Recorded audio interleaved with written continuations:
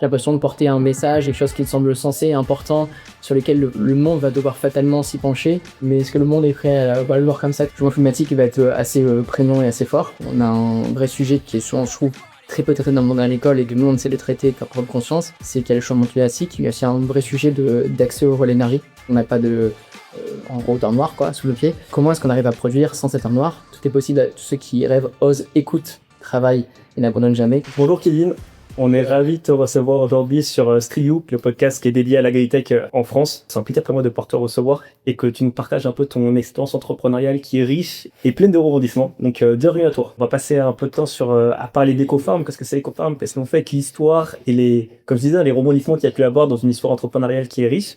Je serais curieux aussi que tu nous parles un peu plus de toi, qu'on apprenne à te connaître sur ton histoire et que peut-être des éléments forts ou des rencontres que tu as pu faire jeune qui t'ont amené justement vers ce que tu fais aujourd'hui et là où tu en es aujourd'hui. Enchanté, donc moi Kevin, jeune être humain d'une trentaine d'années. Mon parcours un peu pour revenir un peu quelques années en arrière. Depuis mon enfance, on va dire, j'ai envie de concevoir, enfin en tout cas répondre à des problèmes. Au départ, je vais plutôt par le sujet du design, puis progressivement par le côté ingénierie, etc.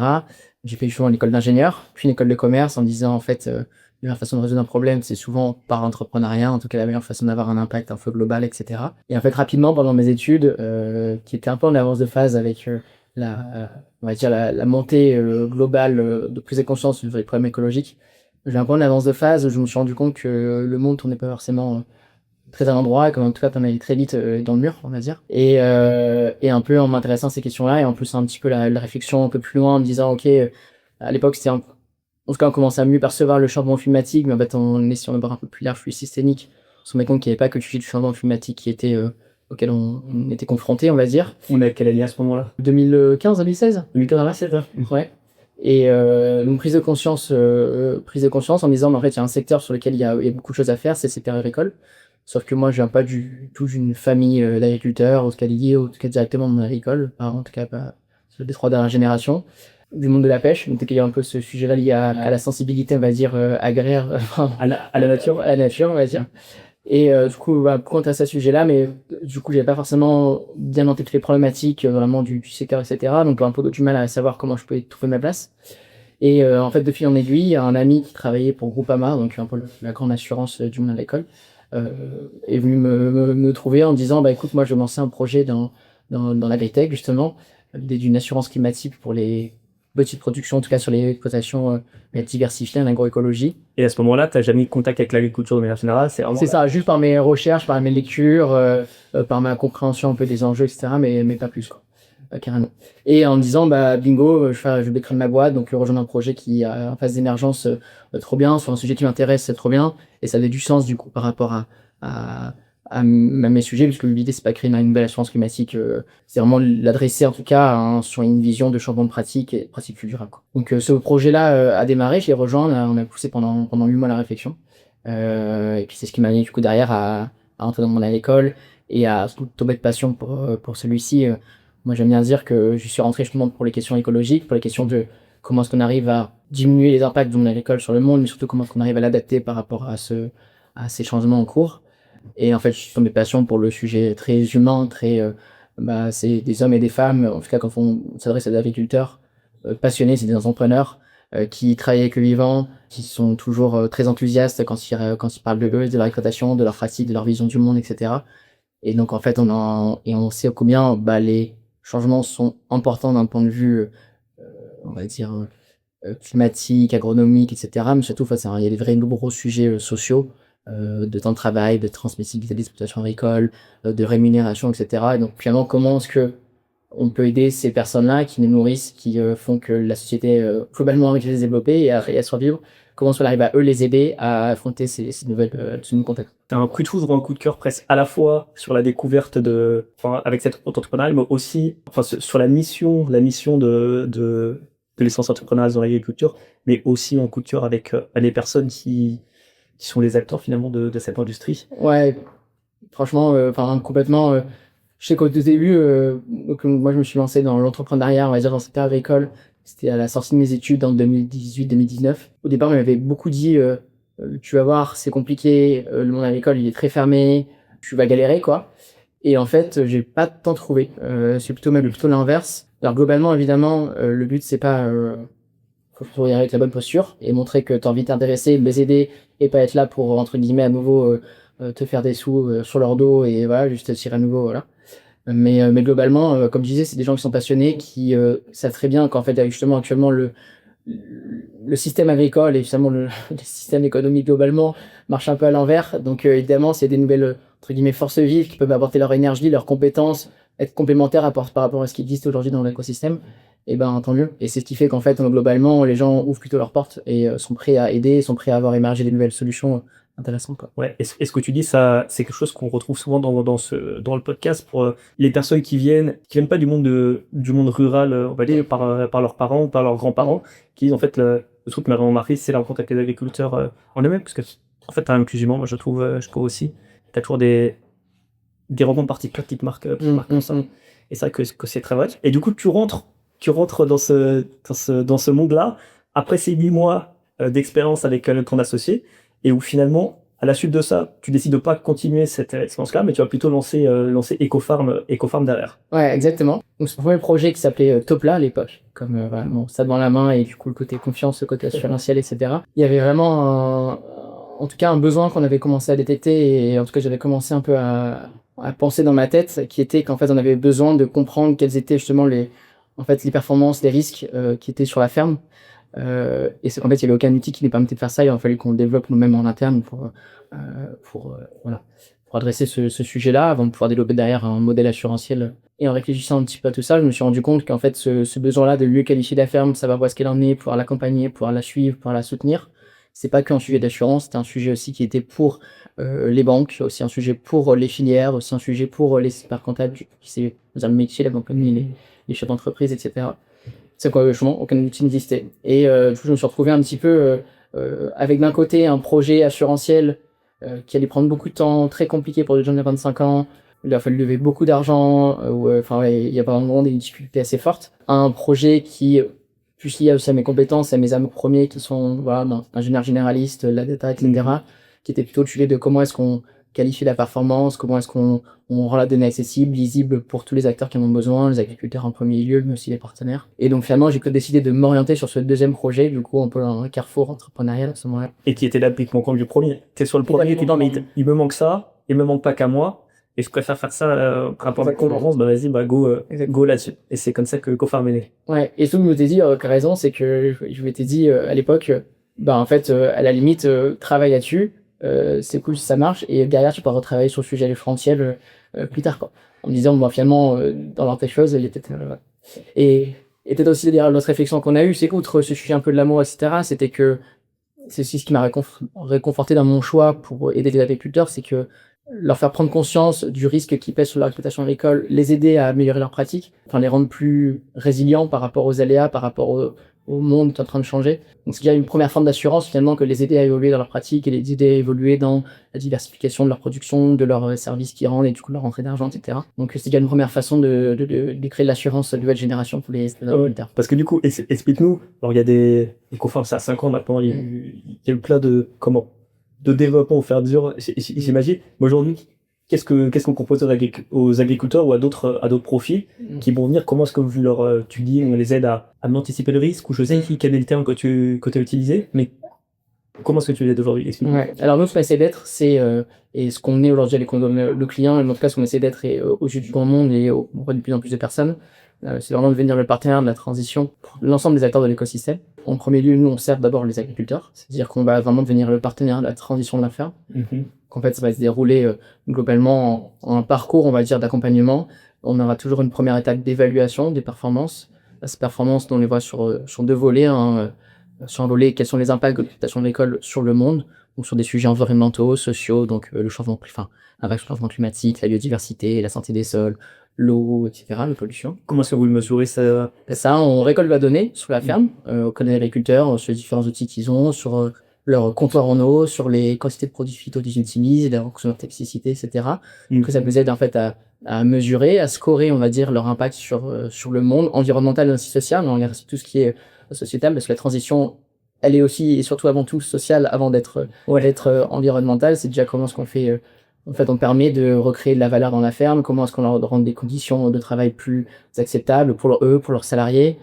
Comment leur impact économique sur les territoires, hein. Les fermes en France, c'est 52% du territoire en termes de surface. Donc voilà, c'est un sujet très territorial. Comment est-ce qu'on rend la ferme plus transmissible aussi, plus facilement pour faire évoluer. Enfin, il y a plein de questions autour de ça. Même nous, entre guillemets, on essaie d'implémenter ce terme de RSE agricole, responsabilité sociétale des entreprises agricoles, qui existe très bien dans plusieurs secteurs, mais qui aujourd'hui on a encore eu du mal en tout cas, à faire prendre conscience que c'est pas un sujet juste pour faire joli. La RSE, c'est un vrai sujet finalement de stratégie d'entreprise, quoi. Donc, et cette RSE-là, elle n'est pas que sur un sujet, comme encore beaucoup le pensent, que sujet du changement climatique ou des déchets, quoi, globalement. C'est surtout un changement, une vision stratégique plus globale de développement durable pour l'entreprise, sur le sujet des impacts. Et après, on a un deuxième angle de vue de la durabilité, qui est quels sont les risques, donc en fait, quels sont les impacts du monde sur l'entreprise, là, dans l'autre sens. Donc, les risques souvent par rapport au changement climatique, par rapport à l'accès aux ressources minérales, fossiles, l'eau, etc. Et ça, notamment, en vue des changements qui sont de plus en plus prégnants et de plus en plus rapides, on va dire.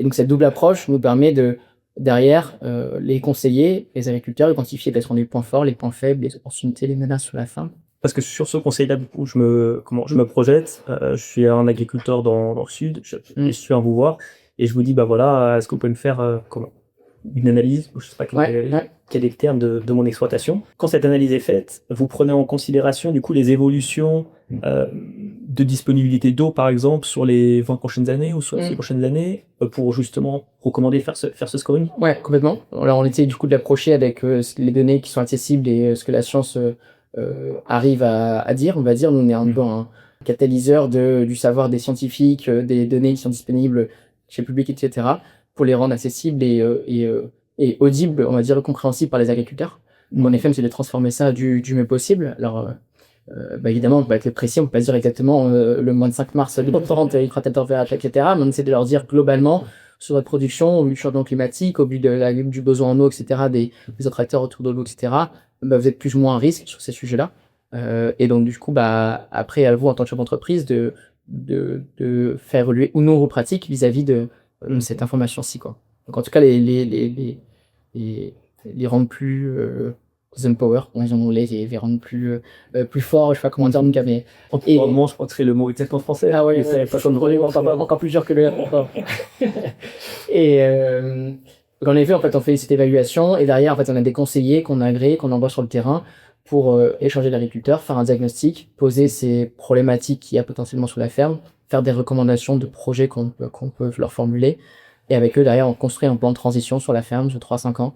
On identifie quels sont les bons projets, les bons partenaires de financement.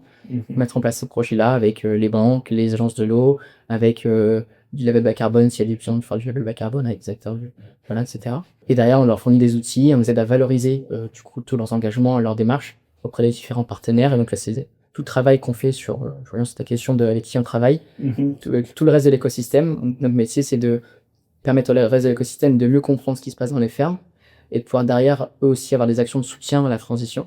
Chacun avec ses propres outils. Donc on a ce qu'on essaie de faire avec chaque acteur, c'est de faire évoluer leur métier dans ce monde de la durabilité. Comment est-ce que un banquier agricole arrive à faire de la banque durable, entre guillemets, de la finance durable? Comment est-ce qu'un acteur de l'assurance peut faire de l'assurance durable? Comment est-ce que les chaînes de valeur, la filière agroalimentaire peuvent du coup... Donc chacun avec ses propres outils. Donc la banque, ça a été des prêts bonifiés, des prêts impact, en mettant en avant des solutions comme les nôtres, par exemple, ou des biostimulants, etc. Les assurances, pareil, hein, comment est-ce que du coup elles arrivent à pousser, à faire prendre conscience aux agriculteurs, et pareil par des sujets de primes assurantielles, etc. Et les grandes filières plus connues, où là pareil, c'est de valoriser l'achat de la production si les pratiques sont bonnes, ou alors si elles s'améliorent longtemps.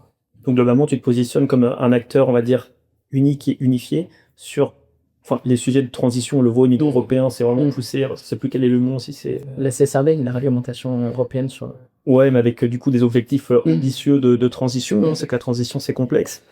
De la conception, comme je disais, mais de la mise en œuvre et de l'exécution, vous vous positionnez comme l'expert qui permet d'accompagner sur l'ensemble, qui permet de dialoguer avec tout le monde en fait. Chacun a un langage différent, les banques, les assurances, les agriculteurs. Vous produisez l'information, vous les traduisez, vous accompagnez sur l'ensemble au lieu de parfois rester soi-même ou alors d'aller voir plusieurs acteurs différents sur l'acteur. C'est exactement ça. On essaie vraiment d'être le guichet unique, un peu la transition pour l'agriculteur. c'est un peu un des postulats qu'on fait, c'est que depuis, du coup, on a 5 ans, donc on est vieux pour une startup.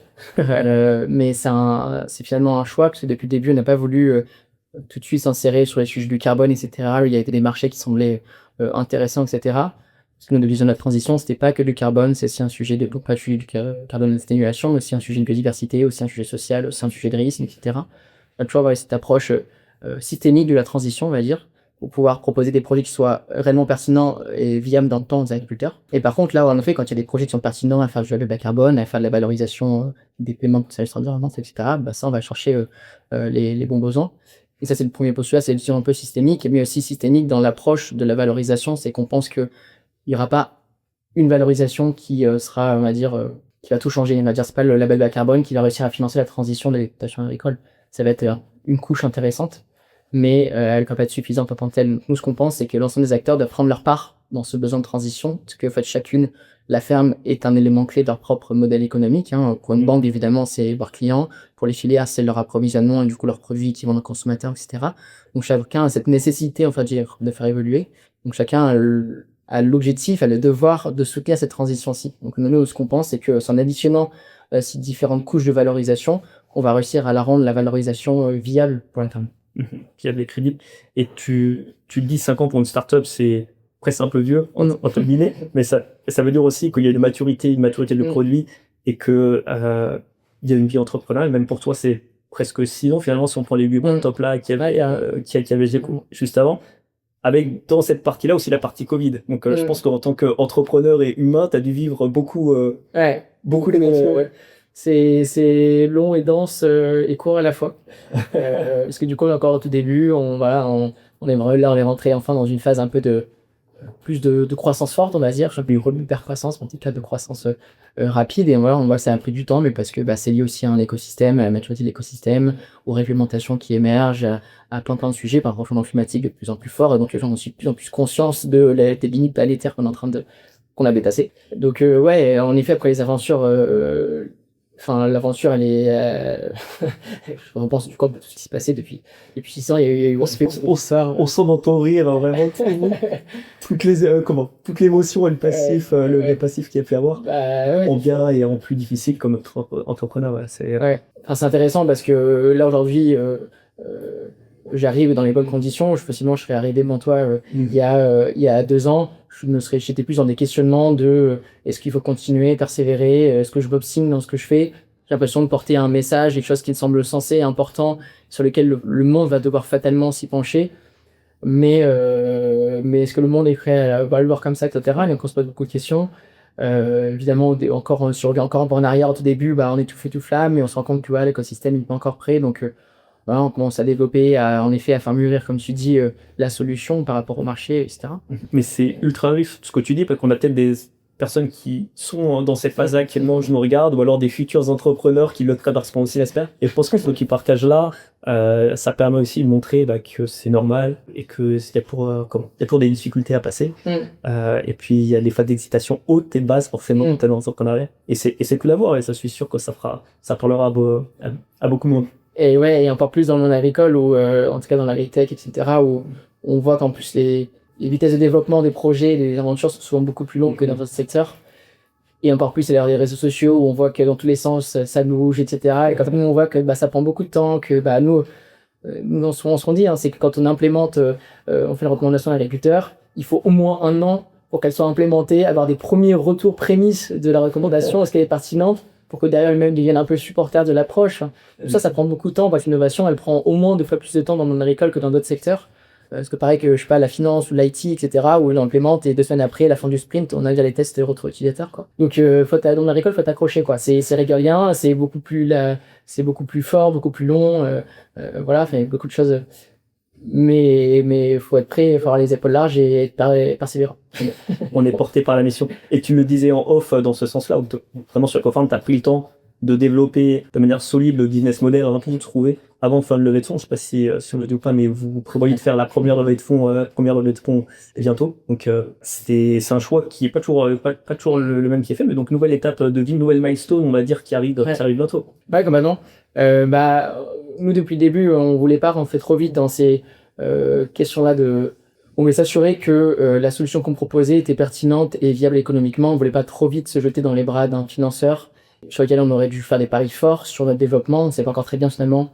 On savait qu'il y avait un besoin fort, mais on ne savait pas comment exactement passer le marché, par qui. C'est un besoin qui était assez systémique. On a essayé plusieurs cibles pour se développer un peu sur les aventures entrepreneuriales classiques, notre cœur de cible, etc.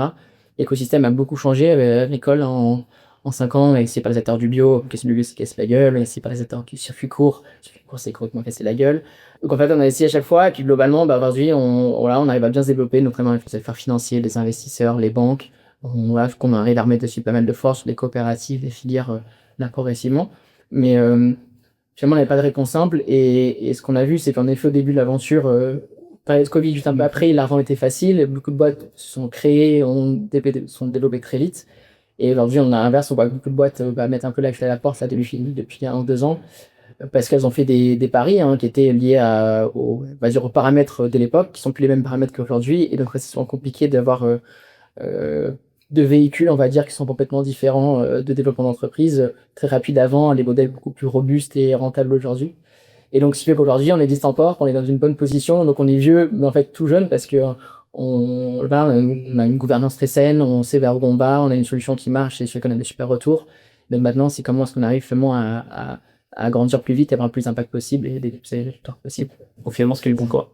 Ouais, on peut voir ça comme ça, genre du bois. Après, je sais pas si possiblement quand on a fait d'autres choses, qu'on en serait encore aujourd'hui, mais en tout cas, je vois qu'on est en bon choix. Ouais. Et tu parles de gouvernance saine et une levée de fonds, ça arrive pour avec une accélération de la vision. Du coup, la vision sur les années à venir, c'est laquelle pour toi, pour Ecofarm? Alors nous déjà, on va essayer de faire mûrir tout l'écosystème français à rendre vraiment notre solution en vrai, on va dire un standard, en tout cas au sein de l'écosystème, comme entre guillemets la RSE l'est dans les autres secteurs. Faire prendre conscience que ce besoin de transition, il est réel, il est important pour la réussite et la viabilité de l'exploitation de l'école et donc de leurs partenaires. Donc ça, d'abord faire ça en France, et puis après évidemment rapidement ce sera à l'échelle sûrement européenne, d'autant plus que le cadre européen, la réglementation, les EPAC, etc. sont finalement assez proches en tout cas entre les différents pays. Donc déjà, si on arrive à faire ça à l'échelle européenne, ce sera une très belle chose. Après, on ne saurait pas ce que serait l'avenir, mais et voilà. Donc en tout cas, sur toutes les fermes, nous, notre but, c'est pas d'accompagner une typologie que de la grande culture ou que de la viticulture, etc. On travaille avec tout type de fermes, partout en France, et on espère du coup bientôt partout au nord. Et en France, en Europe, c'est le bon marché, c'est un marché leader de cette transition à l'école, beaucoup plus que dans d'autres continents, même si on aimerait que ce soit partout les cas. C'est aussi une force d'être dans ce marché aujourd'hui, en tout cas. Ouais. Alors, pour ça. C'est une force, parce qu'en effet, la France, c'est un grand pays à l'école, etc. Donc ça, c'est tout à fait juste. L'Europe est plutôt... Alors même si on est en train de détricoter des choses qui étaient pourtant ô combien importantes et qui même nous ont beaucoup aidé, ont aidé à faire beaucoup mieux l'écosystème, autour des réglementations sur la durabilité, etc. Mais globalement, la majorité de l'Europe est plutôt assez avancée sur ces sujets-là. Donc en effet, ces deux sujets-là font que la France est une bonne place sur lesquels lancer un projet comme Ecofarms. Maintenant, on voit que d'autres pays bougent beaucoup sur ces sujets-là, pour des raisons possiblement un peu différentes, parce qu'en fait, la transition n'est pas juste pour faire réduire l'impact, mais c'est aussi pour répondre à des besoins pressants en termes d'implémentation de pratiques, etc. Donc on voit qu'aux États-Unis, les choses intéressantes qui sont, en Amérique du Sud aussi, etc. Tu penses à quel pays exactement? Parce que moi, j'aurais pas du tout pensé aux États-Unis comme pays qui drave la transition. Alors peut-être comment? Il y a tout l'impact des médias aussi des États-Unis, on voit surtout des annonces de Trump qui est un peu climato-sceptique. Donc on n'imagine pas les États-Unis comme driver un peu de cette transition. Ouais, c'est toujours en fait le sujet entre en effet ce qu'on voit et ce qui se passe. Alors moi, j'ai pas une connaissance fine pour le coup de la masse d'agriculteurs américains, mais on voit qu'il y a des initiatives intéressantes qui émergent là-bas aussi, parce qu'ils sont très nombreux, donc fatalement, même si c'est que 1% de leur pool, ça représente beaucoup d'agriculteurs par rapport aux agriculteurs français, c'est aussi un peu pour ça. Mais globalement, en fait, les initiatives fédérales, même à l'échelle privée, il y en a pas quelques-unes qui sont assez fortes, parce que, encore une fois, les entreprises et les États, eux, ont compris que c'est des enjeux stratégiques, et c'est pas simplement pour, on va dire, pour faire joli, et pour avoir un monde à l'œil papillon. Ils ont compris que, en fait, globalement, c'est un vrai sujet de résilience, de économie de l'entreprise, et donc ils l'ont pris intégré vraiment dans leur stratégie, quoi. Donc il y a des choses qui émergent, des solutions, il y a des pratiques, du compte dans les agriculteurs, on soutient les agriculteurs dans leur transition. Vous disais le Brésil, mais ça peut être aussi parfait pareil. Et après, nous, pour revenir à ta question, États-Unis, Brésil, ou même d'autres pays, En fait, nous, on est Européens, on a déjà envie de continuer à nous nourrir et à nourrir les gens qui nous entourent. On va dire, ça, c'est une première question. C'est un premier sujet. Et puis après, évidemment, si on peut aller plus loin. Il y a une priorité régalienne et ensuite une volonté de souveraineté alimentaire mondiale. Enfin, deux priorités, on va dire, peut-être, Ouais. qui sont hiérarchisées. Et puis l'Europe, on est dans un continent qui a quand même aussi changement climatique qui va être assez prégnant et assez fort. Et surtout, on a un vrai sujet qui est souvent, je trouve, très peu traité dans le monde agricole et que nous, on essaie de traiter, de faire prendre conscience. C'est qu'il y a le changement climatique, mais il y a aussi un vrai sujet d'accès au l'énergie, à l'énergie qui est enfin, super important. On n'a pas de alors il y a quelques pays qui ont un peu de charbon, etc. Mais nous, on n'a pas en gros, temps noir, pas sous nos pieds. Et donc, comment est-ce qu'on arrive à produire sans cet temps noir? Globalement, on se rend compte que différentes études, d'autres associations montrent qu'en effet, globalement, on arrive à un pic de production, de consommation, que ça va faire que baisser. Et comment est-ce qu'on arrive à faire de l'agriculture sans énergies fossiles? Et ben, très compliqué, leur zone aucun indépendant. Et donc, à un moment, ces pays-là qui produisent vont pouvoir produire que pour eux, ils vont plus chercher à vendre. Et donc, nous, si on peut plus avoir des descendants de facteurs, si on peut plus avoir d'intrants chimiques, etc., comment est-ce qu'on arrive à se nourrir, quoi? Il y a aussi un vrai sujet de adapter cette agriculture à ces nouvelles conditions, à les conditions climatiques, mais aussi ces nouvelles conditions d'énergie, etc., qui me semblent au combien critiques, qui sont assez peu traités. Et ce sujet-là, hein, encore une fois, on a dépassé le pic et on voit qu'il y a des tendances qui disent, en gros, globalement, 2030, 2035, on va gérer ces questions-là et 2035, c'est demain, quoi. Le 35, c'est demain, surtout à l'échelle de l'agriculture. Exactement. Des conditions qui est, comme je vous dis, une industrie qui est lente. Et c'est vrai qu'on n'a pas forcément d'énergie première dans le sol. Et des pays qui ont des énergies premières, pas de terre arable, exactement. Il y a des légumes, t'as raison. peut-être qu'elle est à essayer d'exploiter. À choisir, je préfère les terres arables, comme c'est plus long terme. Mais il faut trouver de toute façon cette transition pour décarboner toute l'industrie et faire en sorte de décorréler l'agriculture et énergie dans tous les cas. Ah, et tu voulais. Non, mais ça me faisait penser, tu me disais avoir reçu Serge Zaka récemment. Et moi, à ce point-là, globalement, les grandes révolutions sont faites parce qu'à un moment, et ça va très vite, hein, s'il y a une famine, parce que, je sais pas, justement, d'un coup, crise Covid, et moi, je ne sais pas d'où va venir la crise, que ce serait une crise, la guerre beaucoup en ce moment, géopolitique, parce que ça va être lié à une sécheresse, une inondation, enfin, une inondation, c'est vraiment systémique, mais qui va nous impacter, qui va faire qu'on va plus pouvoir se nourrir, et donc du coup ça va impacter globalement les choses, et donc il faut s'y préparer au plus vite, quoi. Complètement. On va se rappeler pourquoi l'agriculture c'est pas juste une industrie comme les autres. Complètement. Et là-dessus on parle du coup de politique. Comment est-ce que, de manière générale, la France, la politique française s'accompagne ou accompagne l'Ecofarm dans ce sujet qui est extrêmement critique? De plein de façons, on aimerait qu'elle le fasse beaucoup plus. Même on nous dit souvent que ce qu'on fait c'est quasiment une mission étatique, que ça pourrait être quasiment les champs d'agriculture qui devraient aussi faire le métier qu'on fait finalement, même si je pense que pour différentes raisons c'est compliqué, mais en effet c'est une mission publique qu'on a. Elle le fait parce que elle essaie de mettre un peu de moyens, et notamment à l'échelle européenne, parce que l'agriculture c'est quand même pas mal quitté des visions européennes sur de l'argent par la PAC, par les aides, par l'argent qu'elle donne aux agences de l'eau, qu'elle permet de redistribuer derrière, etc. Donc ouais, il y a l'argent, pas assez, vraiment pas assez, mais en tout cas, il y a un début quelque chose. On va dire ça comme ça, je vais faire chaud le verre à moitié plein qu'à moitié vide. Et après, quelque chose de très malheureux, c'est que il y a 1 an et demi, justement à l'échelle européenne, on a réussi à se doter d'armes par rapport à ces sujets-là. Moi, je vois vraiment ça comme des armes ou des boucliers sur la durabilité. Sur quoi est-ce que tu penses?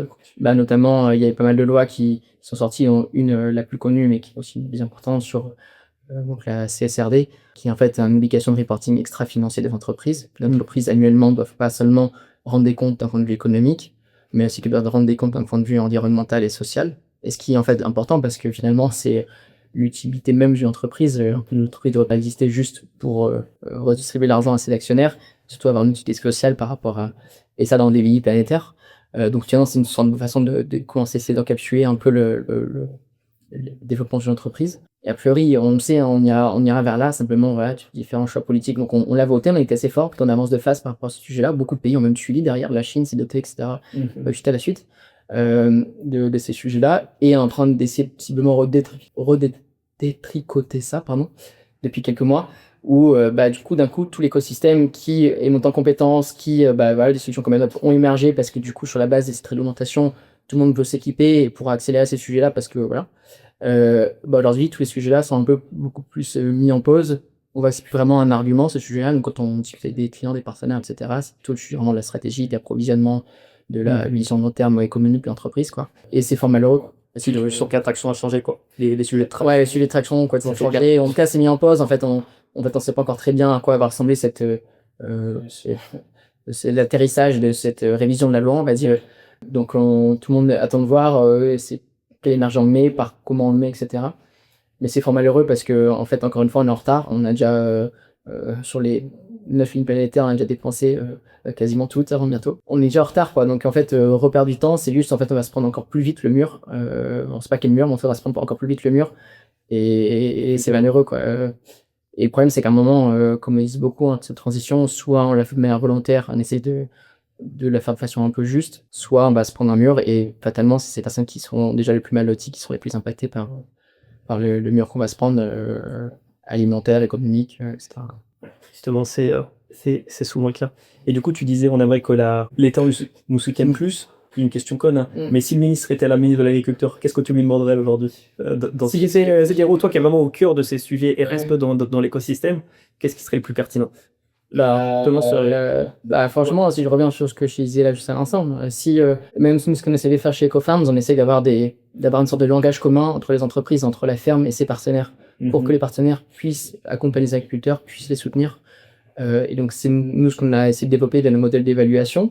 Derrière, la CSRD, elle a fait des bons choix, hein, parce que la CSRD finalement est venue se coller pas juste coller, c'est de nous, on s'est rendu compte que le modèle d'évaluation collait à la CSRD, on peut le voir comme ça. Mais c'est comme il y a des normes comptables, voilà, les entreprises, l'actif, le passif, etc. De la même façon, la même chose d'un point de vue environnemental, social. En fait, c'est la base de tout. Savoir avoir le même langage commun, savoir compter les mêmes choses pour derrière mettre en place des stratégies pour faire transitionner, c'est la base de tout. Et en fait, derrière, en effet, le monde économique va se mettre dans un ordre de marche pour financer les bonnes choses, pour soutenir les bonnes choses, pour arrêter les choses les plus mauvaises. Ça commence par là. Ouais, moi, franchement, ce sujet-là, et finalement, c'est pas purement agricole, mais en fait, fatalement, ça monte des sous-chemins agricole. Le monde agricole, c'est le secteur qui a le plus d'impact négatif d'un point de vue environnemental, pas que le changement climatique, encore une fois, l'eau, la biodiversité, etc. Mais c'est aussi la première victime de ce qui se passe. Et donc, en fait, la plupart des agriculteurs, le shit a sorti une étude récemment, 80% veulent transitionner, ils sont conscients de cette transition, qui seront conventionnels, en bio, etc., veulent transitionner. Mais en fait, on a besoin de soutien, et le soutien, c'est parce que la réglementation poussera les autres à obliger à soutenir les agriculteurs. C'est la politique qui doit pousser, accompagner, transformer cette volonté. Ouais. Même si moi je suis toujours très, il y a toujours on dit toujours, il y a toujours le triangle de domination entre le politique, l'économique et le citoyen.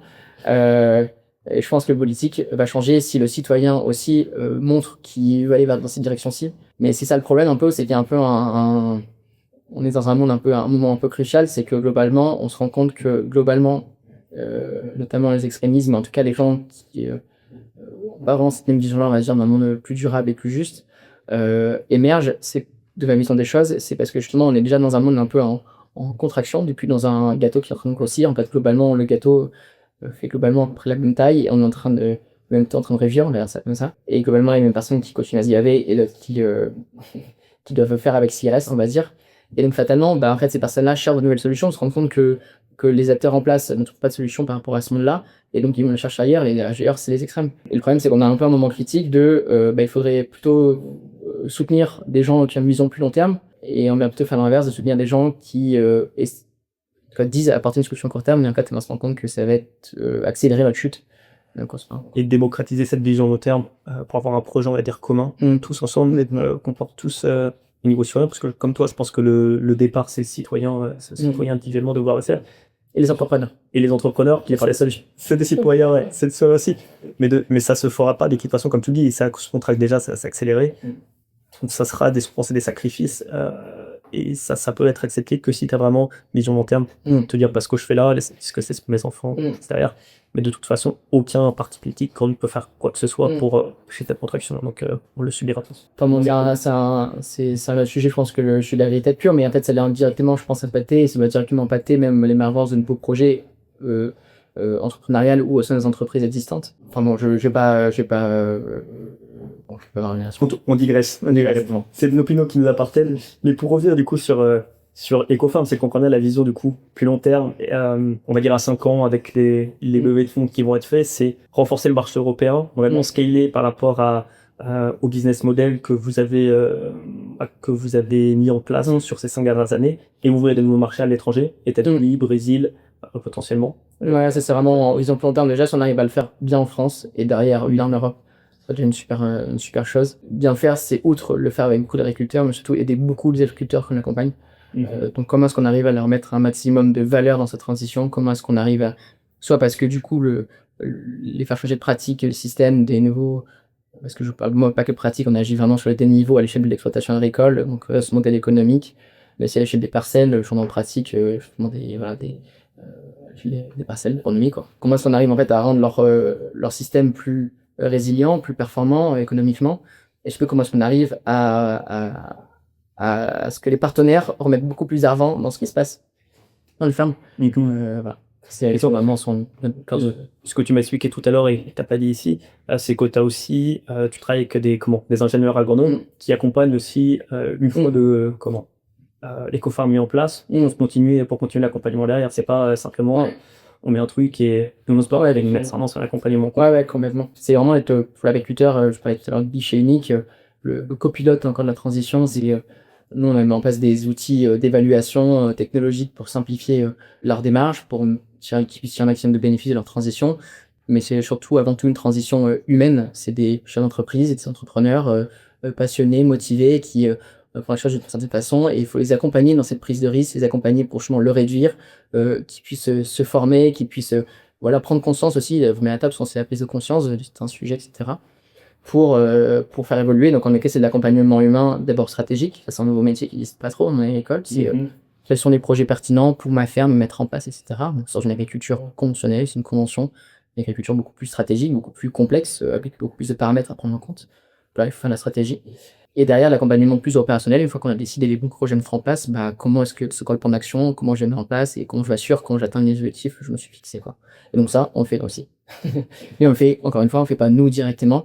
Là, on fait des partenaires qui, du coup, on les forme, on les agrée à intervenir sur le terrain pour des agriculteurs dans cette démarche aussi, parce que nous, ce qu'on veut, c'est de le massifier. Donc, en fait, pour l'instant, on a des ingénieurs agronomes indépendants qu'on forme, qu'on a agréé à aller sur le terrain, avec nos agriculteurs avec lesquels on est mandaté, avec lesquels ils viennent nous voir directement. Et à terme, on le fera, du coup, avec aussi les ingénieurs agronomes, a priori, parce que c'est eux qui ont une bonne connaissance de la ferme, on va dire, techniciens, etc., au sein des coopératives, au sein des négoces, au sein des expertises comptables, etc., qui ont cette volonté aussi d'accompagner leurs clients dans cette transition. Donc ce guichet unique. Écoute, quand on parle, on ressent vraiment que tu es porté par la mission et par la passion, et tu nous le retransmets vraiment. Donc c'est passionnant. Je te remercie pour cet échange, Kevin. Je termine toujours par une question où je demande aux personnes que je reçois, entrepreneurs ou d'autres profils, de partager une citation qui leur parle particulièrement, qui les touche, et pourquoi est-ce que ça les touche. Du coup, moi, j'avais en tête une citation que j'ai utilisée récemment sur une de mes communications, on va dire, qui me parle beaucoup, justement, un peu en rapport avec l'aventure entrepreneuriale. C'était Xavier Dolan qui avait fait, au cours de un des discours, qui avait clôturé justement aussi comme ça, en disant en gros, tout est possible à qui rêve, ose, travaille et n'abandonne jamais. Moi, j'aime beaucoup parce que je pense que, en effet, les défis sont immenses devant nous, mais que, en fait, si on nous croit tous, en fait, c'est la somme des individualités qui fera qu'on sera beaucoup plus fort, qu'on arrivera à faire des choses. Moi, j'aime bien la nuancer un petit peu, enfin, en tout cas, la rajouter à tout est possible à tous ceux qui rêvent, osent, écoutent, travaillent et n'abandonnent jamais, parce que je pense qu'il va falloir s'écouter soi et écouter son écosystème. Mais voilà, je pense que c'est une bonne façon de craquer des problèmes ô combien immenses, en commençant étape par étape et en travaillant et impactant globalement les secteurs et puis plus globalement. De rajouter, écouter. Écoute, tu m'enverras un message pour lui conseiller. Merci de le mot placement. En tout cas, écoute, merci beaucoup pour ce partage de toute ton histoire entrepreneuriale, de l'histoire d'Ecofarm et pour avoir partagé ta passion. Et je ne trouve pas. Et j'espère que tu donneras aussi des vocations à certains pour mettre leur temps et leur énergie dans cette industrie. Plus on est nombreux, plus on aura de chances de réussir dans les temps et avec le nombre possible. Exactement. Merci. Il y a beaucoup de problèmes, donc il y a beaucoup de solutions pour eux. Exactement. Merci, Kelly. Merci à toi.